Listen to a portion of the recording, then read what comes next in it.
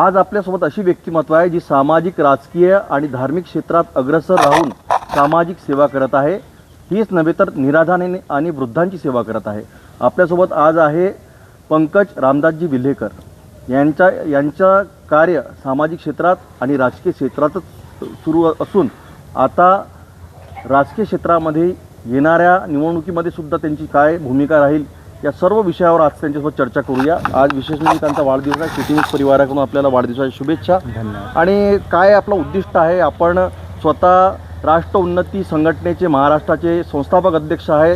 शिवाजी जी संस्था आहे बौद्धिक संस्थेचे आपण अध्यक्ष आहेत. निराधार वृद्धांना आपण सेवा देत आहे.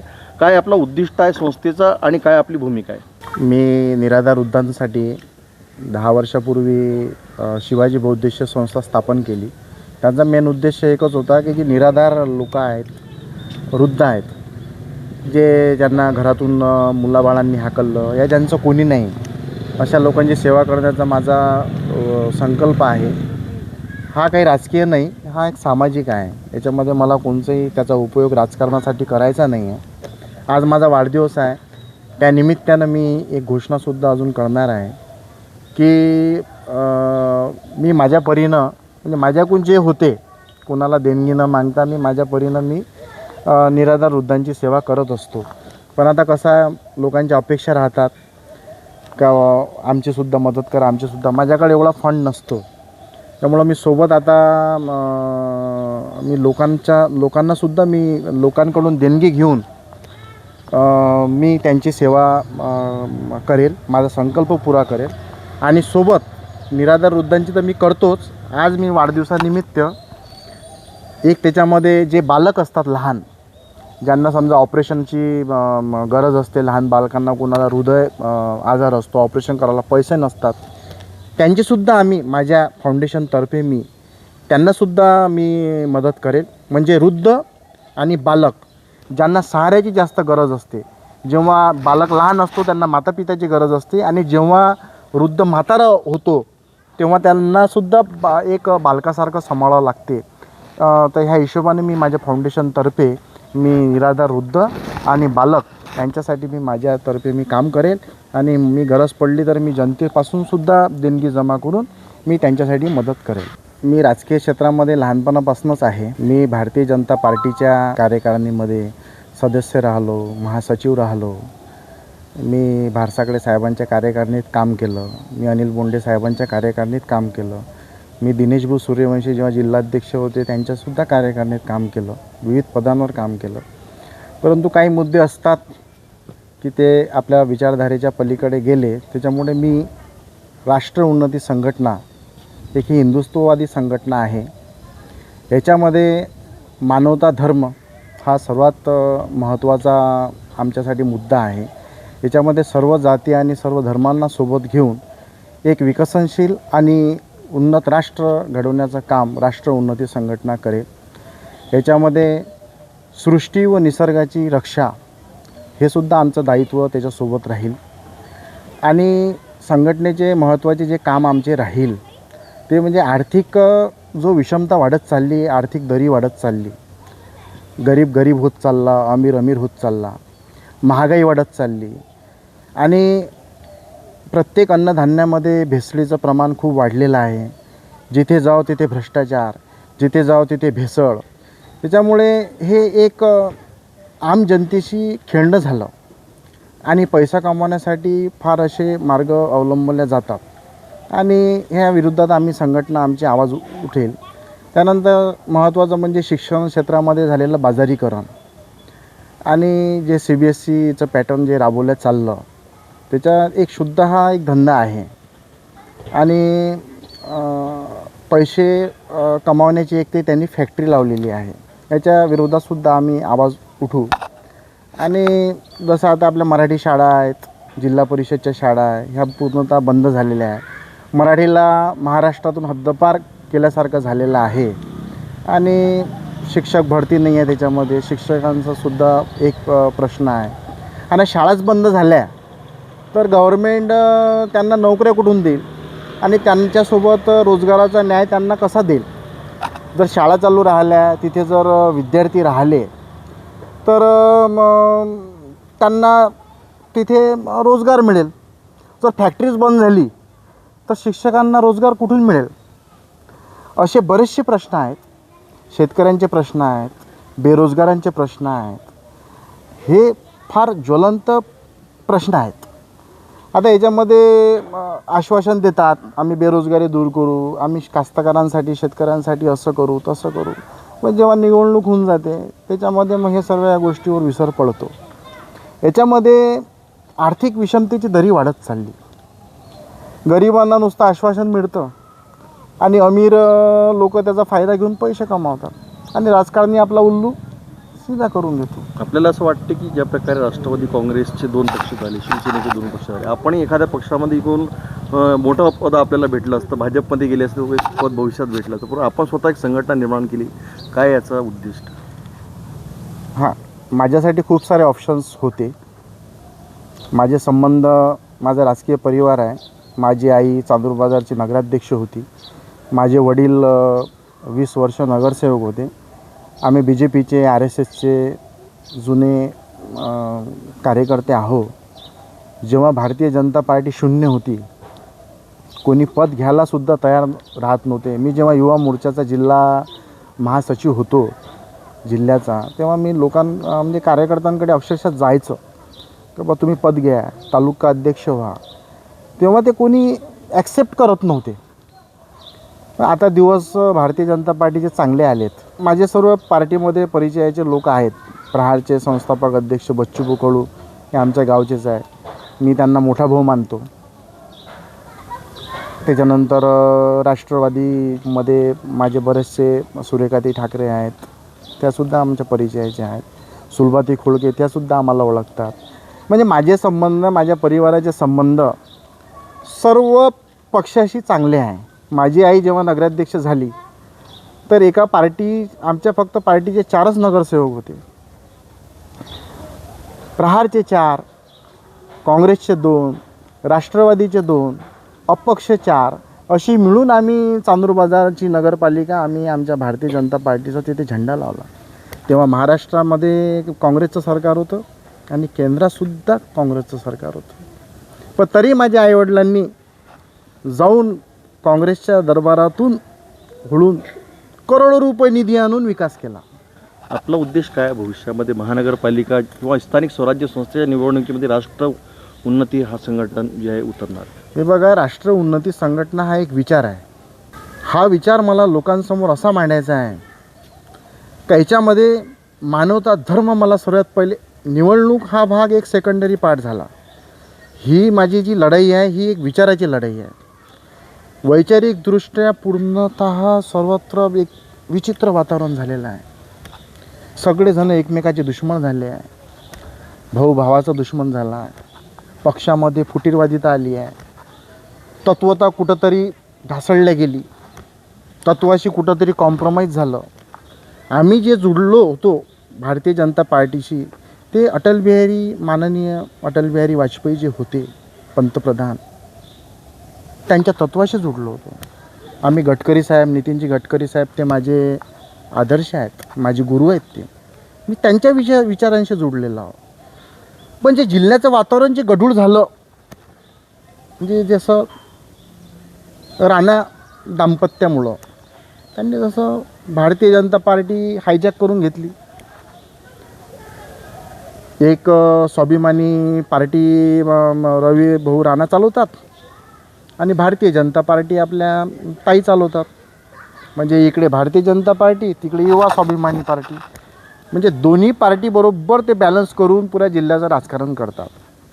आता मला तर काही माहिती नाही का बाबा संपूर्ण भारतीय जनता पार्टी का बरं त्यांच्यासमोर नतमस्तक झाली. आता ठीक आहे, ते फार मोठी हस्ती आहे. रवी राणा, नवनीत राणा एक फार बलाढ्य व्यक्तिमत्व आहेत. पैशानीसुद्धा आहे, पावळणीसुद्धा आहे, त्यांची वरपर्यंत त्यांची पकड आहे. पण मग या अनुषंगानं जे गढूळ वातावरण झालेलं आहे, म्हणजे क्लासेस वाढलेले आहे, त्याच्या विरोधात राष्ट्र उन्नती संघटना उभी राहील.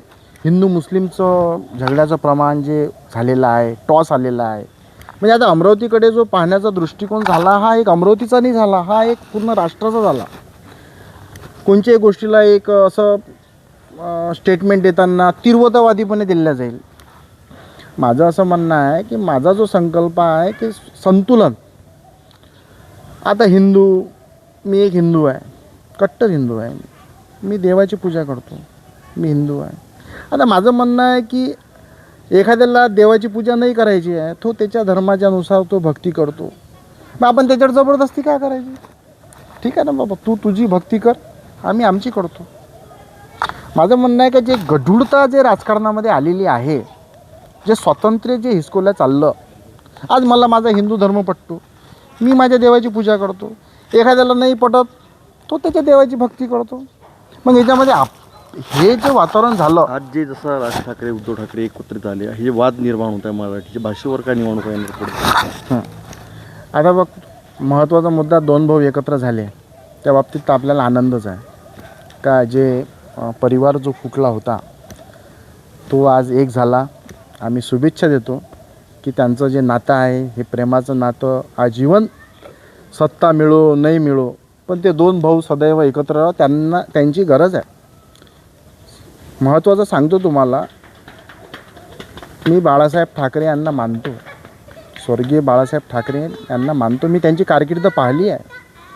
हिंदुत्व त्यांनी शिकवलं. आता काही लोक त्यांना हिंदुत्व शिकवतात.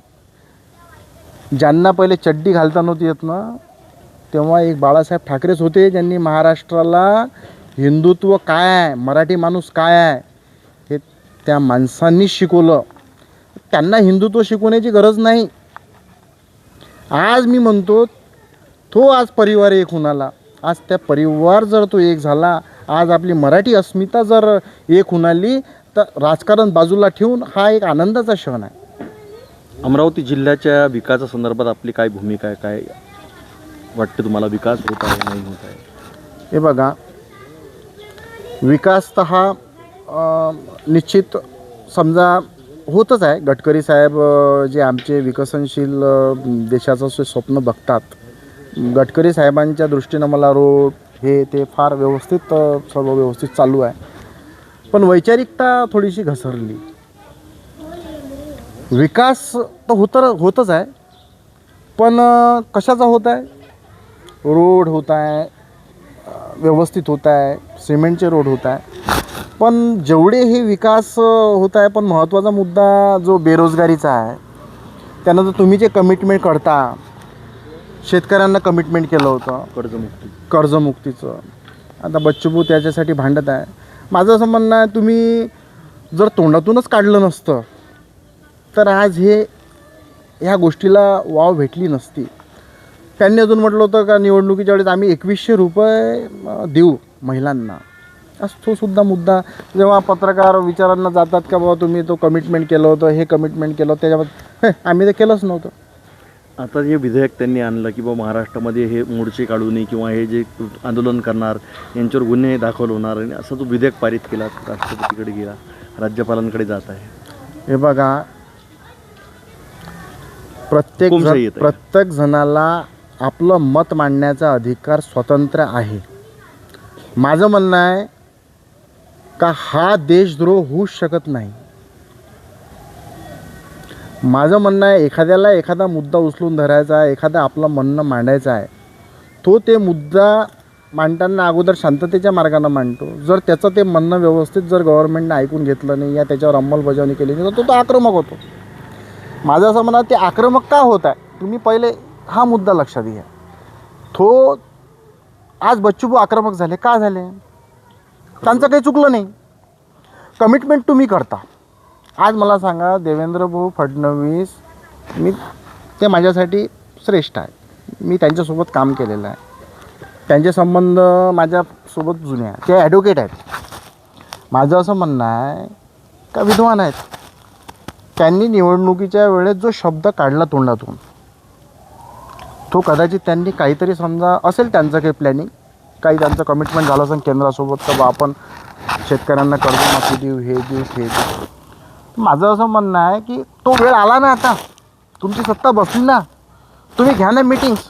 तुम्ही आंदोलन व्हायची का वाट पाहता? बेरोजगारी प्रश्न मार्गी लावा ना. तुम्ही 2100 रुपयासाठी बसवा ना मीटिंग. तुमच्याकडे यंत्रणा आहे ना, केंद्र सरकार तुमची आहे. महाराष्ट्रात सरकार तुमची आहे. फोन लावला तर कलेक्टर कमिशनर सर्व घेऊन मीटिंग्स घेऊन अहवाल तयार करून पटपट तुमचे सगळे कामं होतात. काय म्हणणार अमरावतीच्या जनतेला राष्ट्र उन्नती संघटनेच्या अजून विकासासाठी आणि येणार निवडणुकीत जनतेला काय आव्हान आहे?